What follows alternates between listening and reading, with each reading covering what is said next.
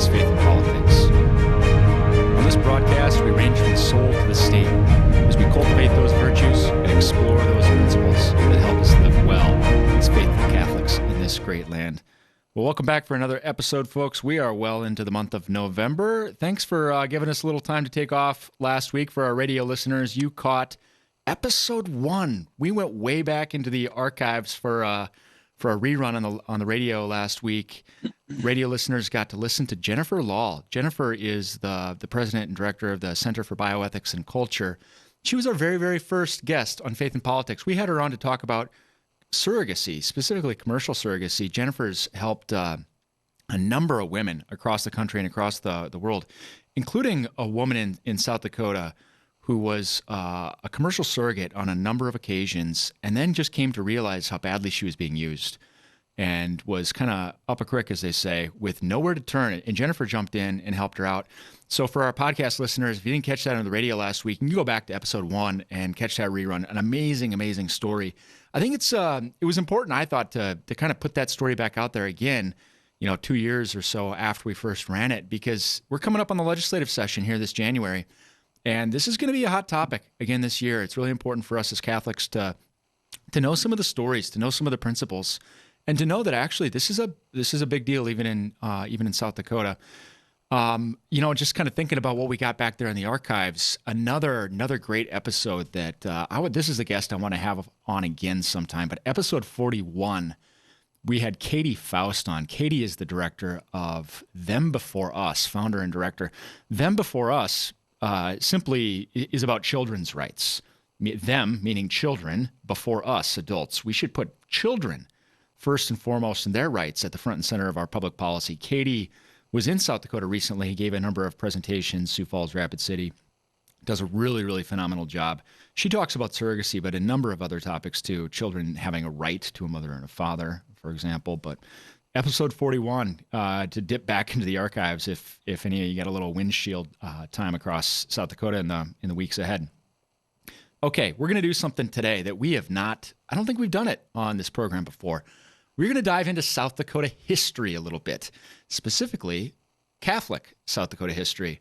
It's for us to understand who we are as a people. It's really important to understand where we came from too. So really delighted to have on the show with us this week, Father John Paul Trask. Father Trask is a priest of the Diocese of Rapid City, and we're going to talk about Father Pierre Jean DeSmet, a missionary priest to South Dakota. Father Trask, welcome to the show. Thank you, Chris. Good to be here. I'm so glad that you're here. But before we get started, Father, do you mind maybe just sharing a little bit about yourself, who you are, with listeners? Sure. I'm a native of South Dakota, born and raised in western South Dakota near Wall and Wall Drug, if you're familiar with that. And I come from a big Catholic family, and I grew up in just kind of a rural background. Went to high school in Wall, grade school in a small school. Then I took a year off, kind of discern my vocation to the priesthood, and then I entered the seminary and became a priest in 2015. I've been a priest for 6 years now, and I'm serving currently in Eagle Butte, South Dakota, on the Cheyenne River Sioux Reservation. Well, that's beautiful. Thank you for just your yes to the Lord and your joyful priesthood. I know it's really a witness to me and no doubt to all whom you touch. Thank you. And okay, this is a Faith in Politics show, and I know your brother is not a politician, but he is a lawyer. Do I recall he's your twin brother? We're talking about Joe. No, just a younger brother. Younger brother, not a twin. Okay. Gotcha. So, and he married somewhat into, I guess everybody in South Dakota is kind of related to a politician, but your brother married the daughter of a former South Dakota legislator from the Flandreau area. Yeah. Anyhow, it's always fun running into him and Pierre. I don't know. He kind of barnstorms in and out, and he's fun to bump into. So, okay. So to the matter at hand, we're going to talk today about Father Pierre Jean DeSmet, and I caught a talk that you gave at for the parishes in Pierre a couple years ago, and I was just like blown away by this guy, by Father DeSmet. And everybody will recognize the name DeSmet because we've got this little town on the prairie that is, I don't know, what is it, about an hour and a half from Sioux Falls, 45 minutes west, and another 45 north, kind of out there in the in the Eastern Prairie, DeSmet, South Dakota, made famous by Laura Ingalls Wilder. I love taking my family there in the summer out to the homestead. But you gave this talk about him, and I want to kind of talk a little bit about his life today. But can you maybe, and I don't know if you shared this when you gave the talk, but what first attracted you to him, or what drew you to learn about his life? Do you remember how you first encountered him, or what stuck out to you that made you want to learn more? I can't remember any exact instant where I first learned of him, but working on a reservation was my first assignment. Here in Eagle Butte, I was here my first year of priesthood. Then I got transferred to Spearfish for 3 years, and now I'm back here. But so that first year, I just read a lot. I'm sure it was that year when I first encountered him and learned about him. And it's amazing I hadn't heard about him before that, actually, because he's just such a mountaineer, really. Almost literally, he actually was a pioneer in many ways. And I can say more about that later. But I guess my main reason for why he just so attracts me and is such an admirable person to me is because of his ministry to the Native Americans and his pioneering ministry. Yeah, and I want to talk about both those things, but maybe like a lot of the pioneers, the mountain men, if you will, that sort of came west, they came from back east, right? So it's and he came from even further east. He was born in Europe. Do you want to give us just kind of the sketch of, I don't know, his early life? Yeah, he was born in Belgium, and he was. I think he had a moderate, several siblings, and he was. And all the biographies state how robust and lively and vigorous he was. He was like a strong man. I mean, he was just like physically very energetic and strong. I mean, had amazing physical endurance and strength, which served him well in all of his adventures the rest of his life. And then he discerned into the priesthood by, he became a Jesuit seminarian, and that was just kind of part of his, it wasn't out of the ordinary. He went to a Jesuit school there in Belgium, and then it just kind of discerned the priesthood. But what was out of the ordinary is he listened to a missionary from the United States came to their seminary in Belgium and talked about the need for priests out west in all these places where they wanted black robes and they didn't have them. So he was so inspired by that that he actually knew it was going to be contradicted and not liked by his family. So he snuck away and left on a boat without telling his father and mother to go to America. Wow. And it kind of strikes me as like, I don't know, the young man who runs away from home to join the Marines or something. Like this is, when I was hearing you tell about this sort of his attraction to hardship in some sense, there were advertisements. I don't know if they would be in like our contemporary equivalent of like the Parish Bulletin, but these advertisements that would say, death in an unmarked grave in a foreign land, and sort of detailing the hardships. I don't know if you remember some of those from like the advertisements, but it's pretty intense. Yeah, I wish I could remember that quote I quoted that evening. I should have looked it up, or it's something like, no square meals a day guaranteed. All these just this powerful. It almost reminds you of Lord of the Rings. There's a scene that I always think of. The dwarf says, "Certainty of death, small chance of success. What are we waiting for?" That's right. And it's hunger guaranteed, coldness guaranteed, death and complete obscurity, which again makes me think of kind of the old Marine recruiting poster. We didn't promise you a rose garden, and he's attracted to this. He's a man's man. He's so he joins the Jesuits, and he ends up he ends up in America. And what's kind of the next step in his life? And then he goes to, I think it's Duquesne.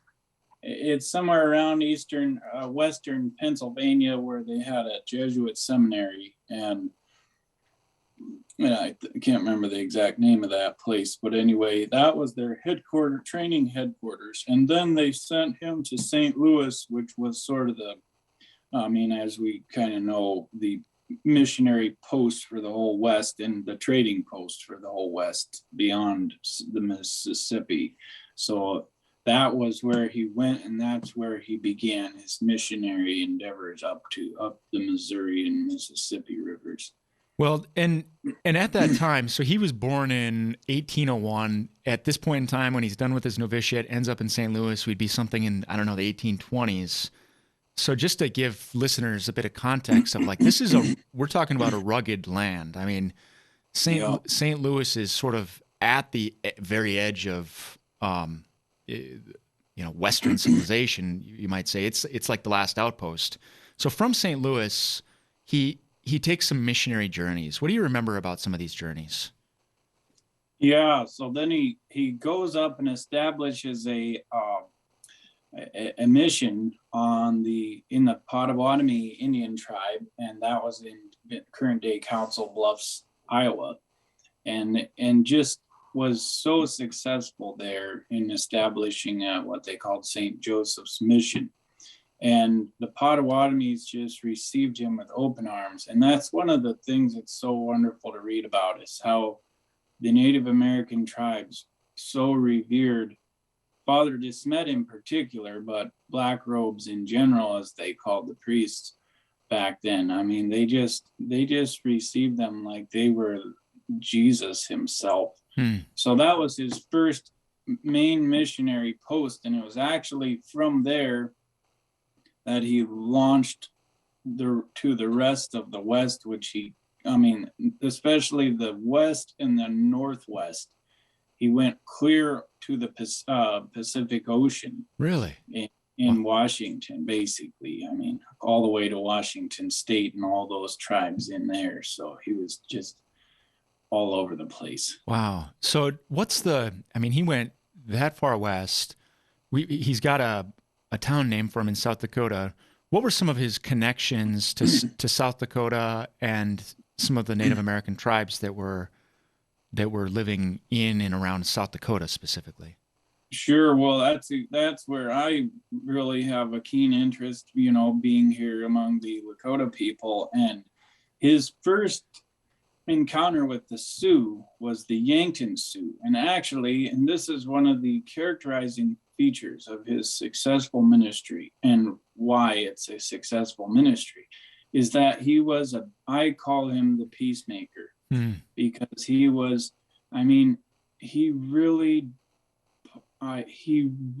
effectively saved thousands of lives by his peacemaking missions, many.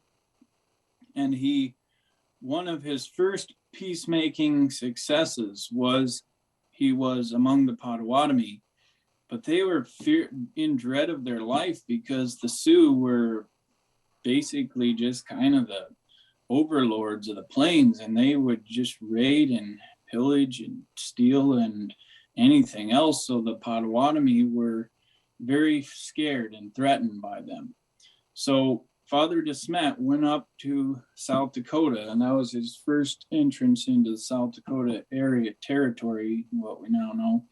And he bartered a peace agreement with the Yankton Sioux, and he hoped and asked them to pass that on to the other Sioux, so that by the end, when he left there, he had secured gifts from the Yankton Sioux to take back to give to the children of the deceased that they had killed in the previous winter. Wow. And a peace pipe also that he gave to them and had them smoke as his, agreement to that treaty. How did he do that? I mean, do you have any sense of, wouldn't he, I'm just struck that he wasn't himself frightened for his life, or just to have the confidence to sort of go out as an ambassador, a diplomat, if you will. Yeah. Do you have any sense of, and maybe his biographers don't know, but any sense of how he went about this, or how he was able to develop such a rapport that his own life wasn't, at stake, or? Well, his his life, he did throw his life on the line many times, and he didn't know how his mission was going to be received. But oftentimes, though, his reputation had preceded him because they knew about him, and that just turned out to be such a lifesaver for him in many instances. Actually, is because they'd realized who he was and that they'd heard about him. Gotcha. And so the Yankton Sioux had actually heard about him, and he sent, I don't know, they must have had scouts and people going back and forth all the time, because he sent messages ahead that, told them he was coming. And then they received him with a big banquet and celebration, and they were happy to see him. Wow. What a fascinating, it's just a fascinating, sorry, go ahead. I would also add, I was going to add, is that he was just a bold man. And I'd say that's nothing but the grace of the Holy Spirit and the gift of fortitude. I mean, that guy had no fear. And actually, that's one of the things the Native Americans of all tribes immediately recognized and so admired in him, is because he was just in God's hands, and he knew it, and he didn't care. Wow. And they said, and one of the chiefs, I can't remember if the Blackfeet or something, he's in this dangerous territory later in his life. And one of the chiefs, it's a funny story. He actually came in. It was the Blackfeet. Yeah, it was the Blackfeet, because they had gotten caught in Blackfeet territory. And the Blackfeet were considered like, just don't go there. Don't mess with them. Don't let them see you, because you'll probably get killed. And they got caught in Blackfoot territory. This Blackfoot tribe took him in and celebrated him on a buffalo robe. They carried him into their camp on a buffalo robe, which was a common way of them showing honor to a person. But they showed it to him. Then they feasted him all evening and told him stories all evening and regaled him with dances and enactments of their endeavors. And then they set him up, the chief set him up in his own tent, like conjoining his tent in another tent. And then he comes in at night with a knife, and he comes into his tent in the middle of the night, and he takes Father DeSmet by the collar, and he holds the knife up to his face. And he said, "Black Robe, are you scared?" And he said, "No, I'm not scared." And I can't remember the exact dialogue, but basically after that encounter, that chief just couldn't quit admiring. He passed every test, and that was the last one. And he was his friend the rest of his life. And because he said, "I've never seen anyone as brave as you are." Wow. That's a fascinating story. And I kind of get goosebumps listening to it too, just thinking of his confidence in the Lord and his hope in salvation. And as you put it, the fortitude too, it really is a gift of the Holy Spirit. And I don't know if I'm getting ahead of ourselves in the story here, but I think I remember too that he was known as a friend of Sitting Bull, who's of course a very famous Native American chief. Do I remember this moniker right? Does this ring a bell? Friend of Sitting Bull? He was that. Okay, so that's another, probably his most successful peacemaking mission was when he went and he actually, the federal government, this is in a later time in the when he went into the Yankton Sioux to make peace with the Potawatomis and them. That was in 1839, I think. And then then many years passed of him doing all his endeavors. And in 1851, there was two Fort Laramie treaties, and the 1851, and there was one in 1851 and one in 1868. And I'm a little rusty on which one was which. He was involved in both of them. The government asked him, because the conflict with the Sioux people had become so contentious that there was just no way out of all full-scale war, and basically it would have resulted in more extermination of the Sioux people, because they were kind of on their last, holdout positions, and it would have, of course, resulted in many casualties to the Americans. But ultimately the Americans were just kind of had this superpower strength to just slaughter them. And so they asked Father DeSmet if he'd go to try to negotiate a peace agreement and to bring them to the table to talk. Father DeSmet, and they wanted him to be an emissary of the United States government. Father DeSmet said, no, I can't be an emissary of the United States government, because he had seen the government, say one thing, do another. He'd seen conflicting, corrupt individuals in the government positions. He knew that, the government would say one thing, and then another guy from the government would say another, and then there was disagreements, then legislation would change, and then who knows what else, traitors would just start doing conniving things. So he said, no, my reputation cannot be chained to the government's. So he carried a flag with a banner and went to the Sioux. This is another one of his bold moves. He actually didn't know if he was going to be killed. And he went to the most hostile Sioux Indian territory you can imagine. They were bristling with hostility toward white men.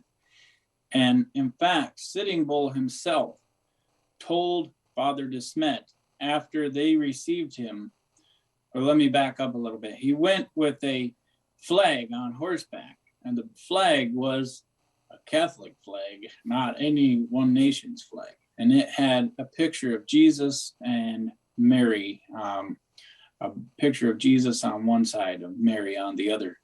So he went to them, and they received him, and he was very grateful for that, because the alternative would have not been good. And Sitting Bull himself said to Father DeSmet, "You're the only white man that we will allow to leave our camp alive." And that's the way it was. He was the only guy. And Father DeSmet himself, if it would have been another priest, it may have been just another, scout. But Father DeSmet had that big of a reputation with Sitting Bull and with all these other great chiefs of the time that they wanted him at the table. And he actually brought them to the table through his influence. And then the treaty is a whole nother story of how that played out. But anyway. Well, Father, we've got about 4 minutes left, and I want to spend a little time just kind of processing this in terms of what is Father. I know you have a love for Father DeSmet. You've spent a lot of time reading about him. You know the stories. You're ministering among the same Native nations that he ministered among. So what does he mean for you? What is how is he sort of bound up in your own ministry, or what do you take away from his life? Well, thank you. And maybe one of the things is his dedication to the Native American people and their ultimate welfare. That's a bad term to use. Their spiritual well-being. Yes. And he was so concerned about them. And one other thing I'll say, he was just so disinterested in it for his own sake. He had no selfish motives at all in his life story. He really should be canonized a saint. He was also just a very clever person. He was extremely clever, and his letters are so fun to read. And this is an example of his disinterestedness. was always in need of money, always fundraising. He went 4 different times back to Europe to fundraise. And all the way, that's a long ways back in the day when you're traveling by foot and boat and horseback and ships. And he went back there and fundraised. Well, he knew there was gold in plentiful abundance. He had seen streams because he was, like I said, a pioneer. And he was also like a herbalist and a map maker. I mean, the guy was just gifted every way. He had seen him with his own eyes, gold, in just lying in stream beds, in nuggets, his silver deposits, copper. He knew it was all there. He knew the land and he knew geology. He even discovered dinosaur bones in the Badlands. And the guy was just all around a well-educated man.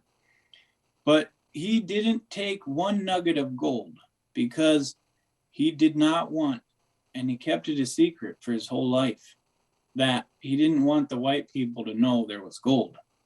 Because he knew they just overrun the Indian territory. And he wanted to preserve the Indians and try to establish missions before the traders came in there and the gold rushers and kind of started corrupting it.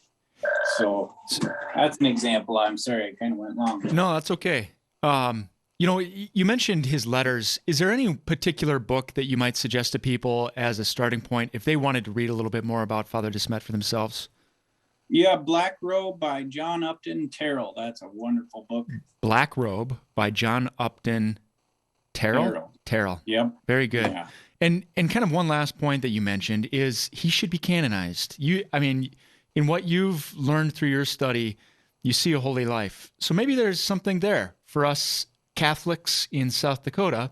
We can just ask for his intercession. And as our nation's, we've got our own difficulties. And maybe he can be an intercessor for us in our country and in the state of South Dakota.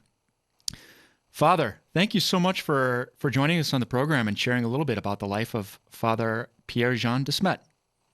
Amen. Thank you for having me. It's fun to share it. Thank you. Well, a great story from Catholic South Dakota history. Next time our listeners drive through that burgeoning metropolis of DeSmet, you'll have to think back to Father Pierre Jean. I know my family will as we visit the homestead up there every summer. Listeners, don't hesitate to reach out. We love to hear feedback. You can go to sdcatholicconference.org, click Contact Us, drop us a line. Until next time, live well.